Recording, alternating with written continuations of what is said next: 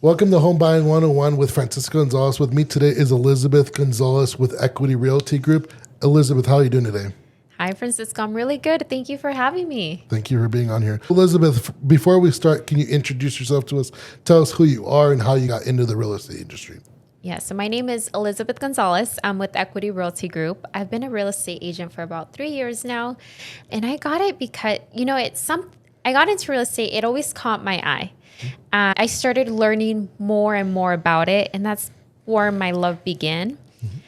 And then once I got to know the process, what you did for families, for individuals, and what you helped them accomplish, it filled my heart. And then once I sold my first home and I saw their reaction, and I actually still keep in contact with my first-time clients, it was worth it. I'm like, this is what I want to do for the rest of my life. I don't care. This is what I'm focusing on, and this is what I'm doing. That's awesome. And it's been that ever since. What did you do before real estate? I worked for a door company, Craftsman in Wood. I did it for about 5 years. And what's interesting is the process of it. It's pretty similar, but it was selling doors. Mm-hmm. And now we changed it up a little bit. It was more luxury. Mm-hmm. And now it's actually something we need, somewhere where I can help. That's awesome. So Elizabeth, every week we start off with talking about where we are at the market this week. Can you go over those numbers for us this week? Yes. So this week we are going down from last week. We have active listings right now is 11,879, and that's down 311 listings from last week. We have 541 that are coming soon. Pending in sales, it's 9,783, which is showing that we're still very active. We have a lot of buyers. The medium sales price is 510. The medium sold price is 437. And then days on the market is only 75 days. So that's really good. Okay. That's as of today. So thank you for that information. So Elizabeth, the reason I wanted to have you on the show is we want to educate people. We want people to know that they're able to buy a home. So I wanted to have a conversation with you today is when's a good time to buy a home? The good time to buy a home is when you financially qualify. If you financially have the means to afford your monthly payment, buy the home. Don't wait. Okay. Buy it, look into it, and see what your options are. So, of course, this topic, I always like doing this topic, but this is the topic you chose today. So why did you choose this topic? Yeah, so when you asked me if I can be on your podcast, I thought of a reason that I can relate to, or something that I can relate to, something I would like to talk about or inform. And it's something I personally went through. I was able to purchase a home for a lot less, build equity in that perfect time, but fear held me back. And now I just want to inform everyone out there that wants to buy a home that it's possible, that you have options. Get to know your options and don't let fear stop you. Okay. So can you go into detail? What do we need to qualify right now for a home? And so actually qualifying for a home is a lot more simple than we think. I think we tend to complicate it and we don't have the answers. There's a lot of unknown and we don't see how simple it is. So minimum credit score is 580. However, if you have money for a larger down payment, about 10%, you can do around the 520, 500 credit score. So 580 is a pretty good standard. And then if you have 2-year work history, or if you are self-employed, 2 years of tax returns. If you don't have 2 years of tax returns and you are self-employed, we also have something that's awesome. It's a 12-bank month statement program. You just have to put 10% down. We need your social. We also have ITIN programs that I'll be happy to give you more information on. We need your ID, a down payment, and sometimes clients are surprised with how little we require. It's honestly just 3%. There's also first-time home buyer programs where we can give down payment assistance. That's awesome. So what's an ideal time to start looking into purchasing a home?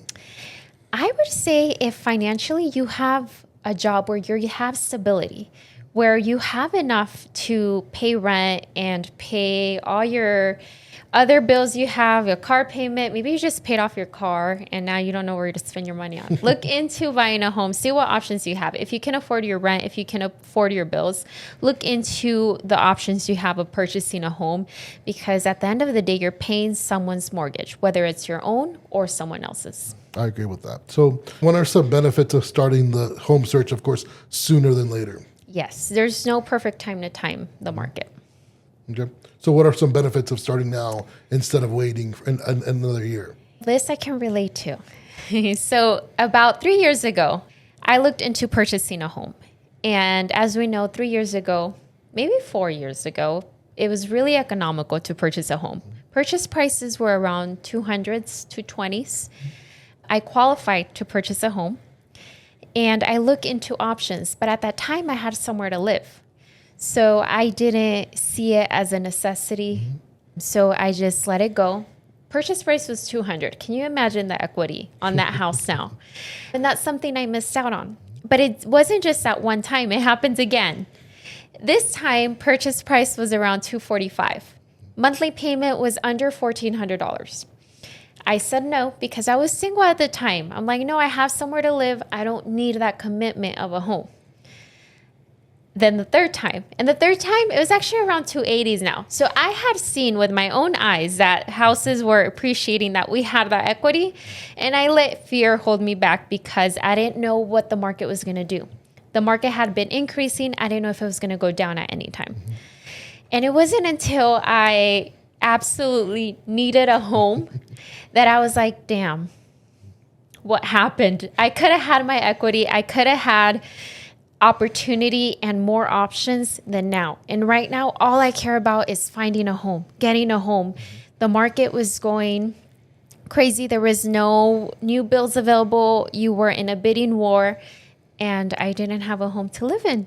So I had to purchase a home. It was double the price of what I could have purchased 4 to 2 years ago because it was all those 3 times. The first time, the second time, and the third time?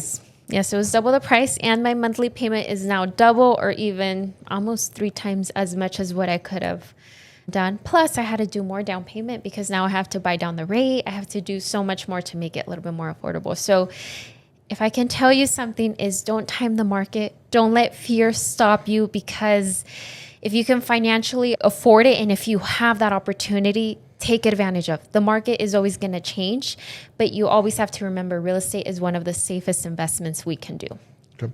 So I know I've gone to a lot of your team meetings, and your broker says this on pretty much every meeting, is the best time to buy is today. Like, yes. You're not going to see anything cheaper or less today than you will in a year or two from now. It's like the best time to buy is, of course, the best time to buy, like you said, was 2, 3, 4 years ago. But the second best time to buy is now. Yes. If you are currently looking to purchasing, or maybe you're renting, but you have a lease, give us a call. We would love to go over those options for you. And it's a lot easier. I know I have some clients that are like, well, I'm single and I'm not married. Maybe I don't have a family and I don't have that stability yet, as in family wise. I'm like, it's okay. I promise you, I'm single too. And I was scared. I had that fear because I'm like, well, now I'm going to have this whole house and it's all going to rely on me. A roommate came and it's a perfect roommate. And now it's us two and we love it. We have so much fun. It just works out for us. Also, too, in my perfect scenario, I always tell them, I'm like, just imagine you have your own house. You have that equity. You know what it takes. You know the hard work it takes. You know the bills you have and you can afford it. Now imagine when you do find your other half. Imagine he's the same way, right? Now picture that, and picture that once you get married, you both have a house that you're currently working on. Now you both have options. And it's either you can rent one house out, live in the other house. You can take out equity from those houses and remodel them and then resell them. You can sell one and then rent the other one, purchase another home. Or if you want to go crazy, sell them both and take that equity, use it to buy your dream home. And then you'll still have money left over for, I don't know, vacation, expanding family, those inexpensive those bills that we don't know are going to come. Of course. So let me ask you this. Do you recommend, like you said, you're single. Let's say, for example, you live with maybe a family member, you live with your parents, so you really don't have a necessity to move out. What about if they just buy, let's say, for example, a house just to rent it out or just a duplex to rent it out? That would be a great option as well. You do have that option, and it doesn't take as much and it's not as demanding. Like, look into your options because there's options for every buyer. Okay. And take advantage of them, because during COVID, I remember the active listings, they were around the 6,000. I remember 4,000. 4 to 6. And then these past months, in the beginning of the year, we were around the 22 active listings, and what we're seeing now is 11,800. Mm-hmm. So it's changing. Take advantage of them. Right now, you do have a little bit more options. You do have the ability to actually find a house you like. So take advantage of it. Don't stress until you absolutely need a house and you don't know where to go. Of course, because at that point, you're just shopping out of desperation, more out of convenience. Yes, and it's what you can get instead of what you actually want or what you need. And what you're saying is you found a roommate, which is awesome. If you're single and if you have friends and maybe they're in the same situation, they're living at home with their parents, I'm pretty sure if you tell them, hey, come move in and I'll charge you cheap rent, it adds up quick and it helps you with your mortgage payment too. And you're pretty much their landlord at that point. Yes, and I promise you, if you have a home, people need somewhere to live. Mm-hmm. There's so many people out there, and I don't know how many times I've been asked, like, people will want to live with you. Mm-hmm. And then you get to choose who's going to be a great roommate for you. But you have options. And I agree. It cuts down your costs. Instead of you paying 100% of your electricity bill or your water bill, you're splitting bills with those roommates. So they're helping you pay down your mortgage a little bit, and they're also helping you with the expenses. Because like you're thinking in the mindset, oh, I'm single, I'm going to have this 2 or 3 or 4 bedroom home. I'm going to be paying for bills that I don't need all these bills because it's just me in one room and the living room and the kitchen. But with roommates, at least they help you pay down those bills, electricity, water, gas. Yep. And then I don't know, but I know you work from home a lot. So that's awesome, just to have your own place and not have to go into the office as much. So for anyone that works at home, take advantage of it because it's really nice. You can even just set up it's your home, so you can have the kitchen table as your desk if you really wanted to. Kitchen table. I like the bar stool. That's like, from the office to the bar stool and the kitchen to the. Well, I would just say the kitchen table just because, I mean, a lot of us don't even eat at the kitchen table anymore. We set up our little table in front of the TV and watch TV, Netflix, and everything. We're living life. Exactly. Can you give me some examples of some of your other clients that they've been on the fence and you've convinced them to start looking into home buying? Yeah, actually, one of my recent closings, I related to her a lot because she was actually single as well. And this had been a client where we had to work on for some time because it was fear holding her back. And every time she tried to purchase a home, she just noticed the price kept getting a little bit higher. And I would always tell her, I'm like, no, look, you have a great deal. You have your option. You're ready. Take advantage of it because you've seen it from the past. It only gets worse. And then little did she know, she found her perfect home. And yeah, it was still scary. I mean, it's still scary. You're going into new commitment. You know, it's a lot of commitment, but it's your own. And it's something that will always help you. Doesn't mean you have to live there forever. You can always resell it. You can rent it out. You can purchase another home and sell this one. You have so many options. Have you run into any clients that they're being just priced out of their rentals and they need to find a home? Yes, stability. Yeah, there's a lot of families that have kids and are under a lease that it expires maybe a lot of them in August for some reason. So it's coming up and they have family, they don't know where to go. And if they stay where they currently at, their rent increases. Remember with lease agreements, there's no stability. They say for a certain price point for a year or so, 6 months to a year, whatever you negotiate, and then from there it can go up. So there's no guarantee stability that price is going to be what you pay for a long time or that it's going to be available for you. So and I'll give you this example too. I'll add this one. I have a friend who right now he's having to move out of his property that he's leasing because the landlord is actually filing for bankruptcy, so he needs to sell the property. So at that point, the lease is pretty much ended. They told him, hey, you've got 60 days to move out, and there's really not much he can do from there. You know what happens with clients that end up in that situation is sometimes they are able to purchase, but they purchase for what they see first. So it's not really their first option. It's just, okay, I can get into this house. I like it. Let's go for it. But if they would have started that process 6 months earlier, they could have actually seen what's out there, take advantage, and make sure they found something they loved. That was going to be my next question. So let's say, for example, right now I've got a lease from now. Right now we're at the end of May, right? Yeah, end of May. I forget what month 30th, we're in. I think. Half the time I forget what month we're in because I just forget what day it is half the time too. But let's say, for example, right now we're at the end of May, and my lease, I just renewed my lease for another year.